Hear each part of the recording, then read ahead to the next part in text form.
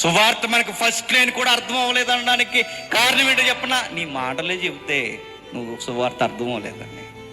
నువ్వు ఎదుటి వాళ్ళ మీద ఎగురుతున్నావే, అదే చెప్తుంది నువ్వు క్రైస్తవుడు అయినా నీకు సువార్త అర్థం అవ్వలేదు. నువ్వు ఎదుటి వారిని క్యారెక్టర్లెస్ అంటున్నావే, అదే చెప్తుంది నీకు సువార్త అర్థం అవ్వలేదండి. ఎందుకో చెప్పనా? అర్థమైన వాడు సువార్తను అర్థం చూడు తగ్గుతాడు. ఫస్ట్ లైనే అది. అర్థం కాని వాడు ఎగిరెగిరి పడతాడు. బైబిల్ అంటుంది, ఫలములు బట్టి చెట్టెట్టుదో చెప్పొచ్చట, నీ పనులను బట్టి నువ్వెట్టువాడువో చెప్పొచ్చట. నీ మాటలను బట్టి, నువ్వు ఎదుటి వారికి ఇచ్చే గౌరవాన్ని బట్టి, నువ్వు ఎదుటి వారిని తోలనాడే నీ కండ కావరాన్ని బట్టి చెప్పొచ్చు నువ్వు ఎట్టివాడువో. నా ప్రభువే ఆయనకు విరోధులైన నన్నే ప్రేమిస్తే నువ్వెందుకు ఇతరులను ప్రేమించలేకపోతున్నావు? బైబిల్ అడిగితే మన దగ్గర ఏం ఆన్సర్ ఉందో చెప్పండి.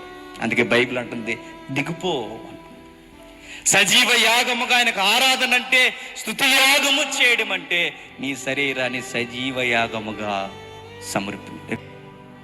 దేవునికి ఆరాధన చేయడం అంటే పాటలు పాడడం కాదు. ఆరాధన అంటే ఊగిపోవడం కాదు. ఆరాధన అంటే అది ఏమీ కాదు. ఆరాధనే సేవ, సేవే ఆరాధన. నేను ఎందుకు ఇది చేయాలి అంటే, కాబట్టి అన్న పదం నా జీవితానికి ముడిపడింది. ఎందుకు కాబట్టి అంటే, నా భక్తిహీనత కొరకు నాకు భయభక్తులు నేర్పించాడు. నా పాప జీవితం కొరకు ఆయన బలైపోయాడు.